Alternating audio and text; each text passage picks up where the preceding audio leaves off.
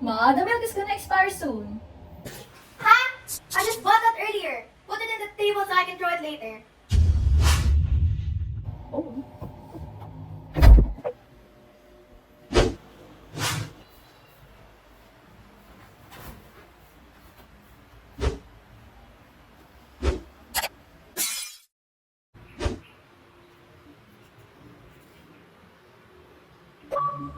Today we'll be doing a trash rate. So let's see what most people are throwing today.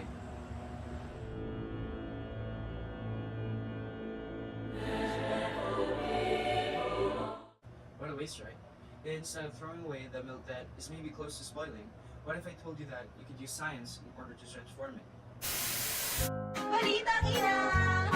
Milk curdling. With this process, you'll be able to transform milk that you might want to throw away. So let's break it down. First, you need to wear an apron or lab coat and prepare your mittens, gloves, and other materials. Now, pour one whole carton of milk into the pot. Later. It's important to remember that completely soured milk shouldn't be used because it may not be safe to eat.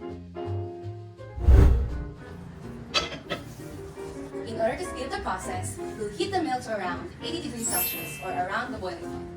And then we're going to keep stirring continuously to avoid scorching.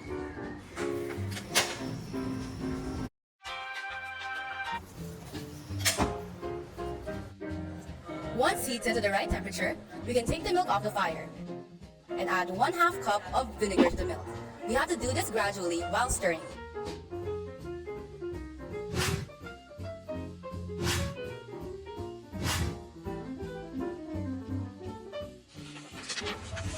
As you can see, solid white clumps called curds are starting to form and separate from a yellowish liquid that we call whey.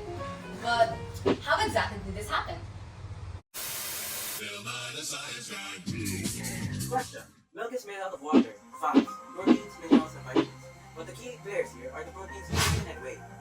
When we added vinegar, we made the milk more acidic, a process called acidification. The extra acid cancels out the charges on casing particles. So instead of pushing each other away, they stick together and form curds. Spoiled milk does something similar, but natural enzymes like rennet or bromelain break apart the protein structure, causing them to clump and separate from the liquid. We call whey. Exactly. And this is where macromolecules and energy flow connect. Milk carries proteins, lipids, and carbohydrates. Casein proteins lose their shape when the pH drops, letting their amino acid chains stick together to form curds through hydrophobic interactions. Carbohydrates like lactose feed lactic acid bacteria, which ferment the sugar. During fermentation, the bacteria break lactose into simpler molecules and generate ATP, the universal energy currency of cells. Now that we understand the scientific process, let's pick up where we left off. We lay a sieve with cheesecloth over a large bowl and pour our mixture inside. Right after it strains, We'll be rinsing it in cold water in order to completely remove the whey. now we can put it into our food processor or blender. Add 1 tablespoon of the whey and 1 teaspoon of salt. And then mix for 3 to 4 minutes. And ta-da! Who knew we'd make cream cheese from milk we were about to throw away?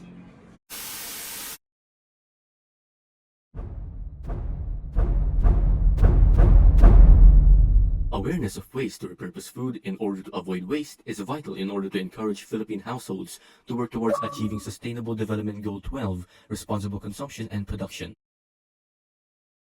When 9.4 million tons of food waste in the Philippines comes from households and 2 million kilograms of that waste is generated in Metro Manila daily, processes like milk curdling can help lower these numbers. This is a small step towards promoting responsible consumption, developing a sustainable community, and reducing food waste and insecurity faced by Filipino families daily. This cause doesn't just stop with milk, but it can start with it. Ma, do you still have the milk? Yes, na. I'm about to throw it away. Wait, don't throw it away. Huh? But why? I learned that there's a better way to use milk than just throwing it away.